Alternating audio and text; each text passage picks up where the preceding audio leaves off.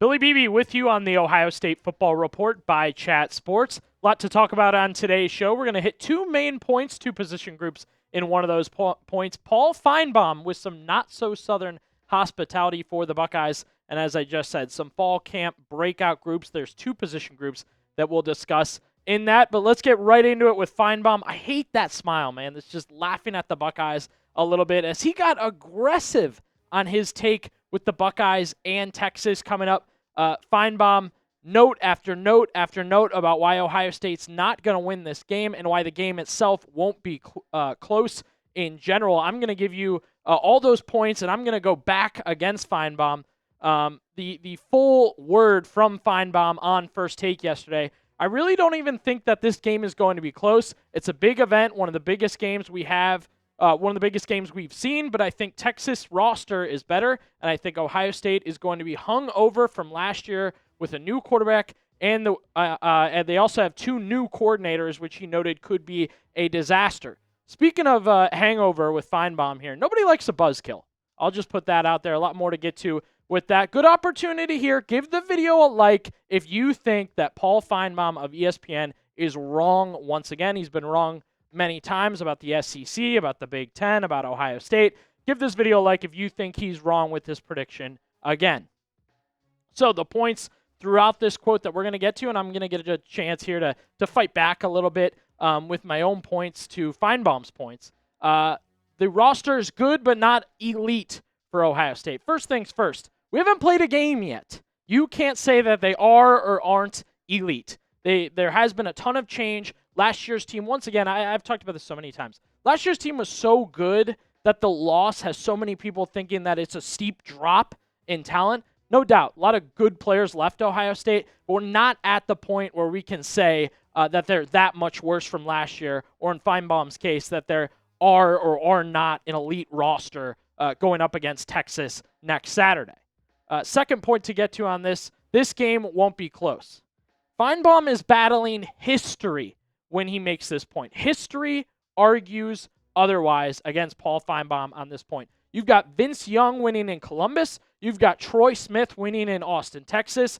You've got an electric Fiesta Bowl and an even better college football semifinal. A split series between these two teams over the year. I think history itself says this should be a pretty good game. Finebaum also notes Texas roster is better.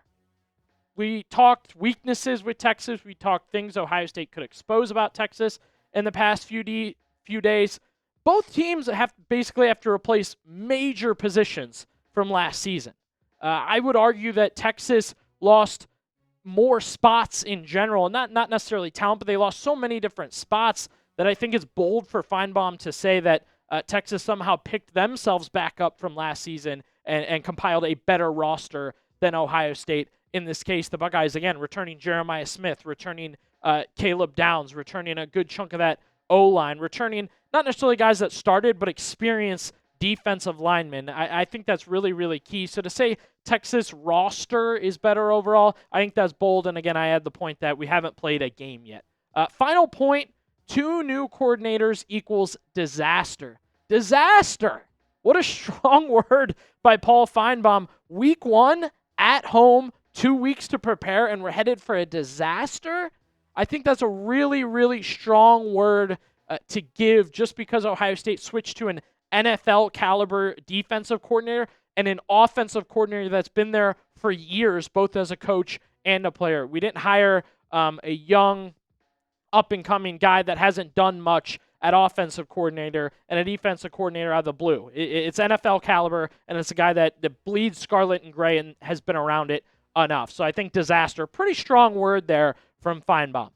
Heading into this game, I know I didn't give my personal score prediction the other day. I'm going to give you guys an opportunity to predict it down in the comments now. I'll give you mine. I'm going for a 31-21 Ohio State win, but I want to hear yours down in the comments section.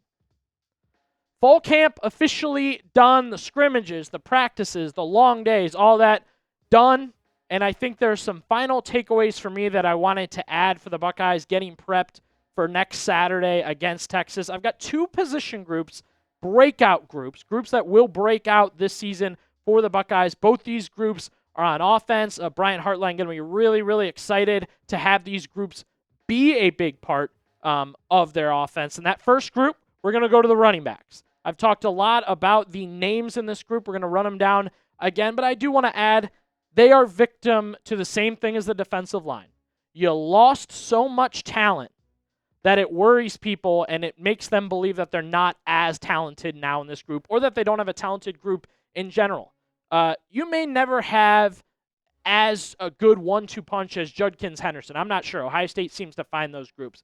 But I don't want to say that the group they're running out now is, a steep drop just because it's not Travion Henderson and Quinshad Judkins. I think the running backs kind of fall into that. We'll get more into the running back group, talk about who they have and how they're going to play into it. But I do want to let you guys know that today's show is sponsored by Prize Picks. Football season is back, and so is Prize Picks. The best daily fantasy sports app, Prize Picks is the best place to win real money this football season.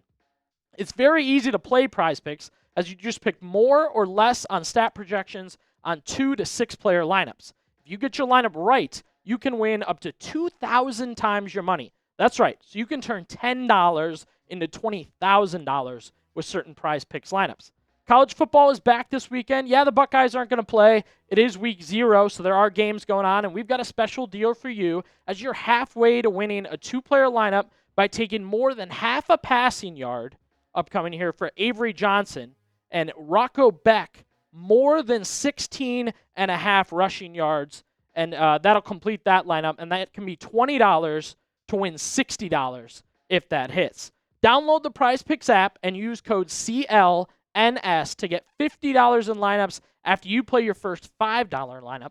That's code CLNS to get $50 in lineups after you play your first $5 lineup.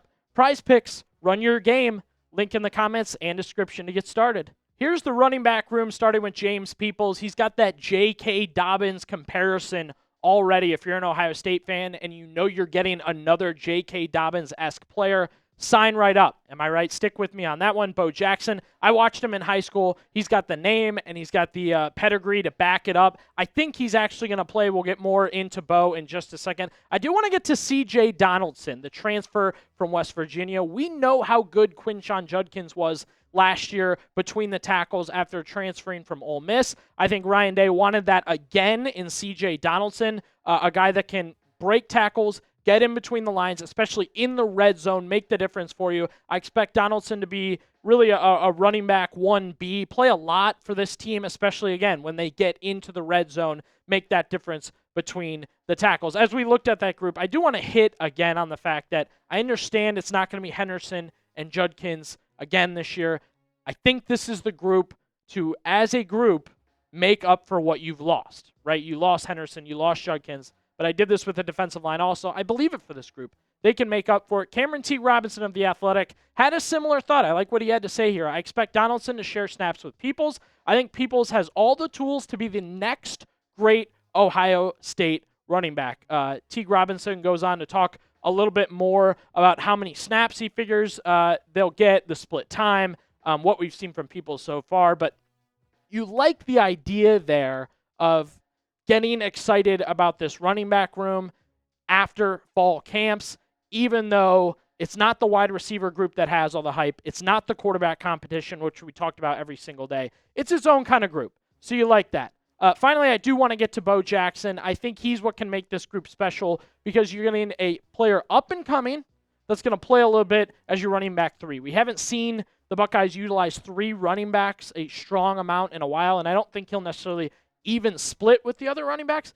But Bo Jackson had a great high school career. I liked his rating. Again, he's a Cleveland kid. Got to watch him in high school. I thought he was very, very good. And I think the Buckeyes will be able to utilize him as running back 3 heading into this season. Enough about the running backs. We switch to the tight ends here. They're the second group that I think could break out during this season. I think there is a misconception, though, with the tight ends a little bit here. I think because you got Max Klare to transfer over from Purdue, he was the best tight end in the Big Ten last year. You figure he'll be a big part of your offense this year, especially with a focus on the wide receivers. It's not just Max Klare and the rest of those guys. You have a really, really good tight end group that figures to play everybody one way or another. Now, we're talking running backs. We're talking tight ends, two really talented groups. Tough to pick. We're kind of looking at that next tier after wide receiver. So I want to know from you guys. You can type 1 as to who has a better group. Type 1 for running backs. Type 2 for tight ends. Get down in the comment section and let me know who you think has a more talented group. Is it the running backs or the tight ends? Running down that tight end room a little bit more, Max Klare, Will Kazmarek, Bennett Christian. Another situation where I would have been perfectly happy if Klare hadn't come and you just had Kazmarek, Christian, and Jelani Thurman. I'd have been very comfortable with those guys as your tight end room. So really, it's just a lot of riches and embarrassment of riches to have Klare with those other guys to be a part of your tight end room. I said it earlier, and so did tight ends coach Keenan Bailey. Everybody's going to get that shot to play. He noted, you come to Ohio State, it's not just coach speak. We're going to put the best players on the field. If my guys earned it, then certainly there could be a package of 2 tight ends, 3, or even 4 at the same time. Obviously, you're thinking goal line if you go to 4 tight ends. But hey, the fact that Keenan Bailey thinks the Buckeyes could, with all the talent they have, use 4 tight ends at once, I think that really speaks to the tight end room in general. And I hit on these 2 groups and how they can break out and gave them a little bit of light for one main reason here, and it's the fact that the Buckeyes have such a talented wide receiver room. There's so much depth in that wide receiver room. You essentially have a Heisman hopeful at wide receiver, a guy that could be wide receiver 1 in Carnell Tate, but is the wide receiver 2 because Smith's so legendary. And then a wide receiver 3 who's a team captain, not just because of talent, because of leadership in Brandon Inniss. That overshines the groups that I've discussed with you guys today, both in the running back room, which again, I've hit on why I think they'll be great, and the tight end room, which I think will be in the same position and can really make a difference on offense heading into the season. If the wide receivers get locked up, look for the Buckeyes to run the ball or hit the tight ends. Let me know. Are you hitting one of the games this year? Are you going down to the shoe, catching a game in Columbus? If you are, like the video. Appreciate you guys staying to the end here and let me know which game you're headed to.